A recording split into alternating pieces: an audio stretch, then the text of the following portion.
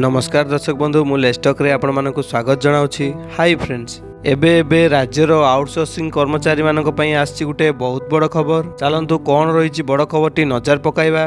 प्रभात महांती, अध्यक्ष ओडिशा सरकारी आउटसोर्सिंग कर्मचारी महासंघ। प्रभात बाबू आगु कोन आपनकर रहिछि कार्यपन्था रहिबो आपनकर डिमांड को नै शुणु आपण माने अल्प बहुते सारा ओडिशा समस्त व्यवस्था जानिछंती जे आमे हमर 3 गोटी दाबी नै आमे आंदोलन करिथिलु गत मार्च मास 25, 26, 27, 28 सेदिन मान्यवर 2 जन विधायक सरकारी दलर श्री बाबू सिंह इराशिष आचार्य आसी आमको कहते जे मान्यवर मुख्यमंत्री गोटे सब कमिटी करिसंती श्रीयुक्त पृथ्वीराज हरिचंदन मान्यवर आईन मंत्री अध्यक्षतार 28 तारीख आपन सहित आलोचना मार्च 28 रे आम आलोचना गलु एवं आलोचन मान्यवर आईन विभाग मान्यवर मंत्री कहले जे आपन को गोटे तेबे एथले फ्रेंड्स गोटे छोटिया अपडेट जदि वीडियोटी आपन मन भल लागिछि वीडियो गोटे लाइक करिवे, चैनल जदि नुवा करि आछन चैनल को सब्सक्राइब करिवे